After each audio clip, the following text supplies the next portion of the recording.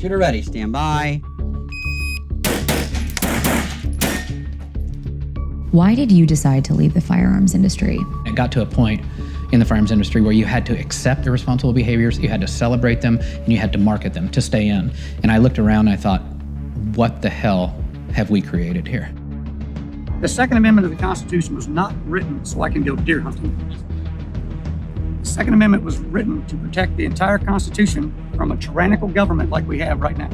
Will you stop talking about Sandy Hook? You're the guys that talk about Sandy Hook. Will you stop? I don't want to talk about it. I don't want to talk about Sandy Hook. You do. Do you understand the pain that these families have gone through? What's your outlook on whether or not this can change? I think a lot of people my age are to the point where we just kind of accepted that this is what life in America is. Thank you guys for joining me. Really interested to hear a lot more about this documentary about guns and mass shootings. I understand you guys went across the country. It's sort of marked for the 10-year anniversary of the Sandy Hook shootings, but there's also so much more. So I wonder if you could just start with talking to me about the scope. Like, where did you go? And, how did you decide the angle into this story? I'll start with you, Liz. We were asked by one of the executive producers of our show, Nikki, to do something that would be different than what everybody else was going to be covering around the 10 years since Sandy Hook. So we started this conversation back in April of last year. And the idea was to look at why this country has so many mass shootings. A mass shooting is defined as 4 or more people shot, not including the shooter.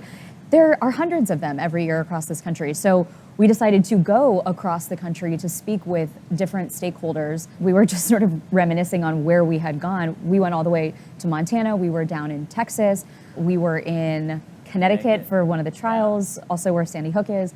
So this really did take us all over the country to get the scope of why the United States is the only country in the world that has this problem. Yeah, I think it was a case of also finding the people who, as I said, are affected by this, but also have something to gain or lose from this as well. So, we spent some time in DC as well, where we're all based, to try and understand, who are the sort of puppet masters behind all of this, who's getting the most money out of it, and who's kind of pulling the strings as well. And that kind of led to one of our really key interviews with the head of the NSSF, key lobbyist there, who they're a lobbying group that has huge sway and kind of unknown sway within the gun lobbying space. We often talk about the NRA, but actually the NSSF is sort of the key puppet master behind everything right now in terms of the legislation they're lobbying to ensure that gun reform is next to impossible. And this history is very long, obviously, right? Not only legislatively, but the Supreme Court, like the Heller decision that sort of codified the Second Amendment as a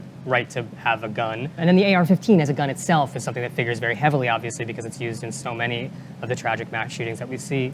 So I guess, how did you find that these lobbying firms or lobbying interests shape the way that gun policy is enacted? Because I think something that's so as a citizen, as a person who sees it happen over and over again, is you see victims and you see their families and you understand how devastating this is. And you saw that by talking to so many of the people who have been affected by gun violence. But I guess put the pieces together for me as to how lobbying of this kind affects the next mass shooting, so to speak.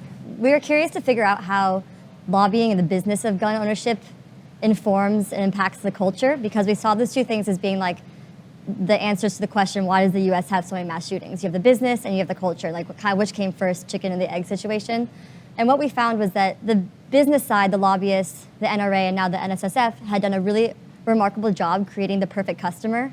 And that perfect customer was somebody who was heavily invested in a anti-government culture. So anti-establishment culture, anti-government culture, one gun isn't enough. You have to have as many guns as you can in order to defend yourself from government overreach. And as we began to explore that relationship between the money and the culture, it was interesting because we saw how the culture had actually moved further right than even the business could keep up with. And it was described to us by one of our subjects as being this brush fire, this kind of uncontrollable brush fire, where now you have business interests and politicians who are scrambling to keep up with how extreme the culture has become. And that was really one of the reasons we saw this issue of mass shootings as being so hard to control. Yeah, and did you find sort of a connection between the culture and then inability to get policy sort of passed. Yeah, and I think to your question of like how did it become normalized from these military engagements into kind of everyday society, like you had the sunsetting of the assault weapons ban, war in the Middle East, and then also the rise of like political extremism and Barack Obama becoming president. So it was really shocking to see how much assault weapons sales spiked when Obama became president, and it was like this period of intense paranoia. So even though like not all gun owners in America were fighting overseas, a lot of people who were experiencing like political paranoia or be drawn to like the more extreme ends of political culture became like interested in gun ownership. That became like more and more people over time, and it's kind of representative of this like right-wing consumer base that politicians are chasing after, and that's preventing those same politicians from passing legislation that could help curtail gun sales. And that kind of all comes together in the character of Alex Jones in some way, doesn't it? Yeah. I was going to say, I mean, Madeline is explaining this well and leading perfectly up to why we went to the Alex Jones trial. Sandy Hook families sued him and won in this trial in Connecticut last fall. And Alex Jones, for years on his InfoWars conspiracy television and radio shows, would say that Sandy Hook was a false flag, that the US government was somehow involved in it in order to take away people's guns, called the parents crisis actors, which is a horrific thing to say to someone who lost their child in a mass shooting. So we went to that trial as kind of a lens into how a whole, I guess, group of people in this country have become politically paranoid and therefore have taken that and wanted to purchase more guns. I think Alex Jones encouraged that with some people, and that trial was a pretty good culmination of those things, and it was wild to be there in person, honestly, and to sort of see him defending what he had spewed for so long. This judge is ordering me to say that I'm guilty and to say that I'm a liar. They've misrepresented what I've said and done, and they have continued to use my name to fundraise for their gun control organizations. Alex, do you understand the pain? Do you understand I say to them that I didn't murder your children. Will you stop talking about Sandy? Every line passing by now is a massacre. A mass shooting means 4 or more people shot or killed, not including the shooter. Over the past decade, there have been more than 4,000 of them, 600 this year alone. The tragedies are so frequent, they blend together. The deadly shooting at an elementary school, and it is turning out to be worse than anyone could have imagined. While each one is a national news story, there's a routine to how it plays out.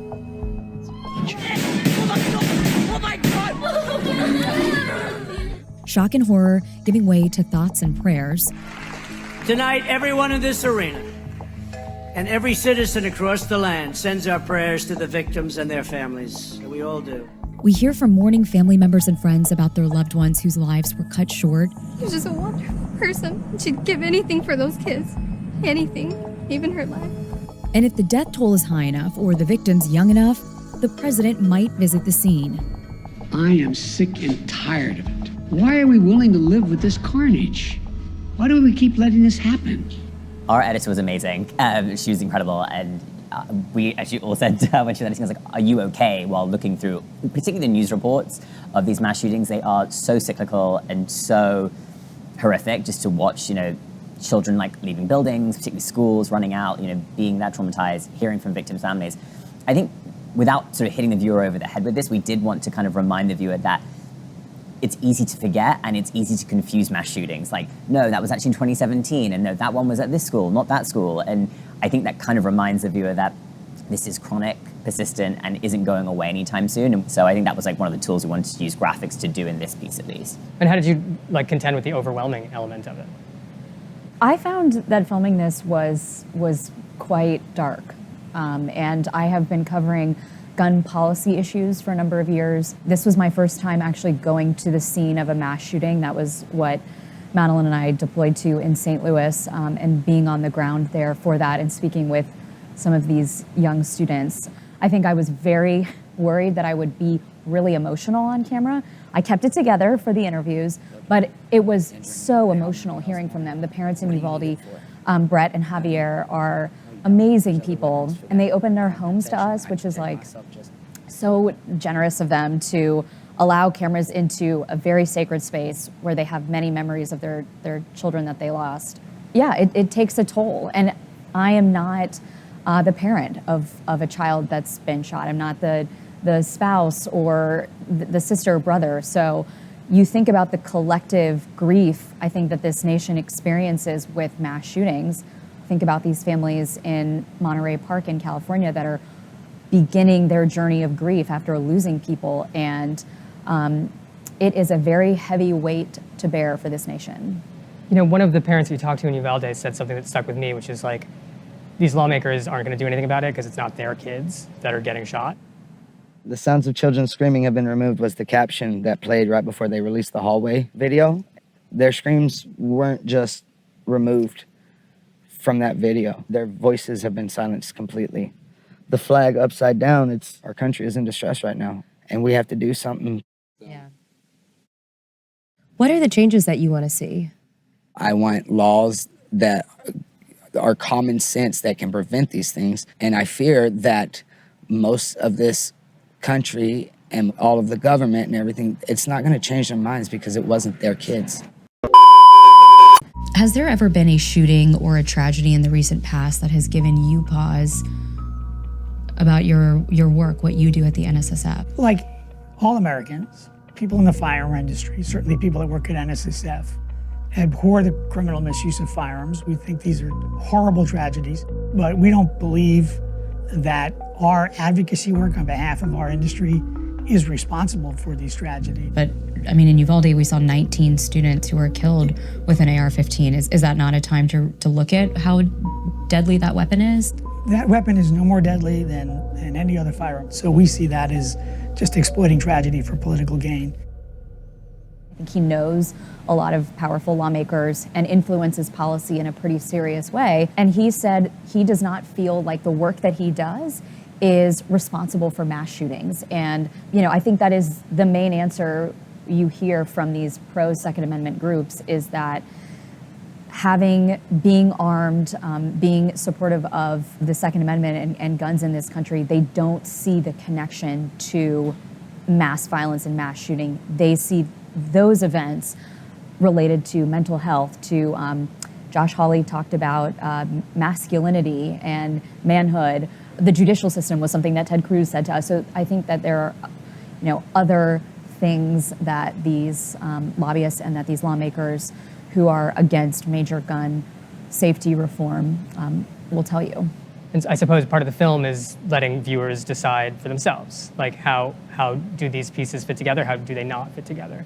I guess I'd also say about like, how does the lobby or how do these lawmakers reckon with the epidemic of mass shooting? Is that, like, they don't have to. Like, I don't think that they, like, we can put the question to them, but there's no like source of accountability that's going to force them to reckon with what's happening. Because if it had happened, if it could have, it would have happened already. Like, I think that was a big impression I got from both the lobbyists and the senators, was like, there's no kind of like, there's very little outside forces that's like going to move their decision making. So there's not like a lot of critical thinking around, I think, around the way that they see guns in relationship to this violence, because they already have their talking points. They can talk about, well, it's mostly criminals on the street who are shooting, or like laws won't prevent this, or whatever, you know, masculinity. But like they can just easily like be in and out of an interview with us and then like continue to be really successful in their jobs.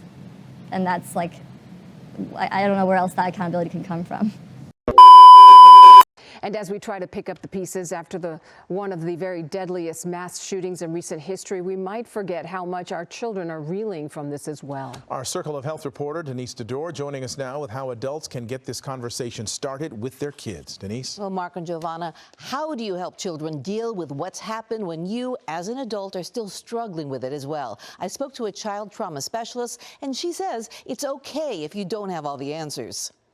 This is a difficult kind of question that you and I are grappling with as adults. Days later, how do you explain to children what you're still trying to figure out yourself? The director of emergency pediatric psychiatry at UCLA Health, Dr. Jenna Lee, says it's important for parents to start the conversation. If it's difficult for you to initiate, imagine how much more difficult it is for your child to initiate without that modeling. Dr. Lee says don't worry about not being able to answer all their questions. Just be prepared to acknowledge how your kids feel and give them a safe space to express what they're thinking. It's not about giving them the right answers, but we can actually say, I don't know, and agree with them. It is hard. And we can't understand why people make decisions like this, and it's scary. The celebration of Lunar New Year and its symbolism for a fresh new start makes this tragedy even more personal for many Asian American families. It's a tragedy that, requires us to come together to remind our children that we have each other, even when such an important holiday is in a sense kind of injured with everything that it represents. Dr. Lee acknowledges that within various Asian cultures, sharing how one feels isn't always a norm. But at times like this, she can't stress enough the importance of finding someone to talk with. Parents need to support each other so they can support their kids. The best way you can actually make your child safe and actually protect them is by making sure that they know they can come to you and talk about anything with you. And how you discuss things with a child or teen is going to be different depending on their age. Dr. Lee says don't worry about having a script. Listening is the most important part. Denise Tudor, ABC 7 Eyewitness News. It's always unsettling when you come across a scatter plot where much of the developed world is hanging out together over here, and the U.S. is in a different galaxy. In this case, it's gun ownership rates plotted against gun death rates. It's a very big, very difficult problem. What do we do about it? Well, the RAND Corporation just put out this incredible table that summarizes more than 150 studies about how these policies affect these outcomes. I'll highlight the ones with M's and S's. Those mean moderate evidence and supportive evidence, which is the strongest result. And the arrow shows the direction of the effect. Unfortunately, when it comes to mass shootings, we don't know much about what works yet. But we do know that we can reduce the deaths of kids and teens with laws that require guns to be kept out of reach of children. And then there are a couple of policies that seem to increase homicides. One is the Stand Your Ground laws, which make it easier for someone to use deadly force when they feel threatened. And second, laws that make it easier for people to get a concealed carry permit. Right now, a majority of U.S. states have both of those laws on the books.